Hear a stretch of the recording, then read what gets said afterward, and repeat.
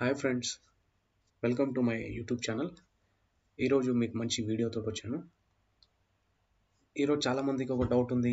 ఇందిరమ్మ ఇల్లులు ఎవరెవరికి వస్తుంది, అసలు ఏ విధంగా వస్తుంది, L1 L2 L3 కేటగిరీ ఏంటి, ఒక్కసారి చెక్ చేద్దాం ఫ్రెండ్స్. ఫస్ట్ ఆఫ్ ఆల్ మనం ఇందిరమ్మ ఇల్లు సర్వే కంప్లీట్ అయిందా, కంప్లీట్ కాలేదా ఒక్కసారి చెక్ చేద్దాం. దాని గురించి మనం గూగుల్లో ఇందిరమ్మ ఇల్లు స్టేటస్ అనేది కొడితే ఈ విధంగా వస్తుంది. క్లిక్ చేద్దాం. ఫస్ట్ ఇక్కడ అప్లికేషన్ సెర్చ్ అనే ఆప్షన్ ఉంది కదా, ఈ అప్లికేషన్ సెర్చ్ని చెక్ చేసి ఇక్కడ వచ్చేసి మన మొబైల్ నెంబర్, ఎవరైతే మనం అప్లికేషన్ చేశారో వాళ్ళ mobile number, Aadhaar number, FSC card number, application ID, ఏ నెంబర్ డీటెయిల్స్ మీ దగ్గర ఉంటే ఆ నెంబర్తో సెర్చ్ చేయండి. చూడండి ఇక్కడ. Okay, go. సరే, అప్లికేషన్ డీటెయిల్స్ మొత్తం వచ్చేసాయి.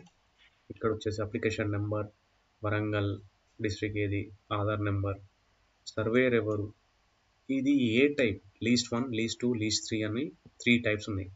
ఓకే, అప్లికేషన్ నేమ్ ఏ మున్సిపాలిటీ, ఎక్కడ, ఏంటిది అనేది డీటెయిల్స్ వచ్చాయి.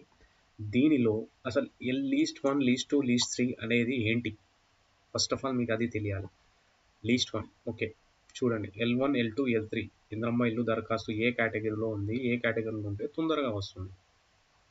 దీంట్లో ఒక్కోసారి చూస్తే మనం లాస్ట్లో చూద్దాం, అంత మ్యాటర్ మనకు అవసరం లేదు.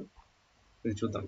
ఇందిరమ్మ ఇండ్ల అప్లికేషన్ స్టాటస్ చెక్ చేసిన సమయంలో L1 L2 L3 కేటగిరీలో కనిపిస్తున్నాయి. అయితే ఇందుకు సంబంధించిన వివరాలను చూస్తే ఇందిరమ్మ ఇళ్ళ కోసం వచ్చిన దరఖాస్తులను ప్రభుత్వం 3 కేటగిరీలను విభజించింది. L1 కేటగిరీ, సొంత జాగా ఉండి ఇల్లు లేని వాళ్ళను చేర్చారు. అంటే L1, ఇది L1 లీస్ట్ 1, సొంత జాగా ఉండి ఇల్లు లేని వారికి. L2 కేటగిరీకి వస్తే సొంత స్థలం లేకుండా ఇల్లు లేని వారికి జాబితా చేశారు. L2 సొంత స్థలం లేకుండా ఇల్లు లేని వారికి జాబితా చేశారు. L3 కేటగిరీ సొంత ఇల్లు ఉండి ఇందిరమ్మ ఇంటి కోసం దరఖాస్తు చేసుకున్న వారిని చేర్చారు.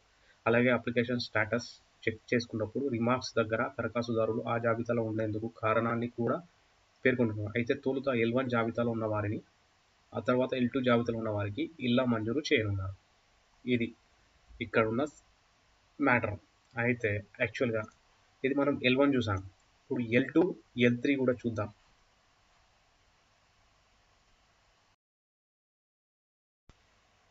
ఫ్రెండ్స్ ఇక్కడ చూడండి, నేను ఒక అప్లికేషన్ సెర్చ్ చేశాను. దీనిలో చూడండి, ఇది L2 list 2, non pucca houses without house sites. Okay, ఇది L2 కేటగిరీకి ఉంది. ఇప్పుడు దీని సర్వే కంప్లీట్ అయింది. ఓకే, తర్వాత వచ్చేసి లీస్ట్ 3, ఇక్కడ చూడండి లీస్ట్ 3 రిమార్క్స్లో house sanction and government scheme అని వచ్చింది.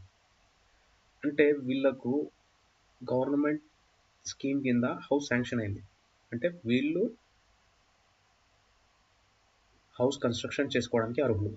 అంటే మిగతా వాళ్ళు L1 L2 L3 వాళ్ళకి రాలేదు. L3 వాళ్ళలో కొంతమందికి ఈ విధంగా వచ్చింది.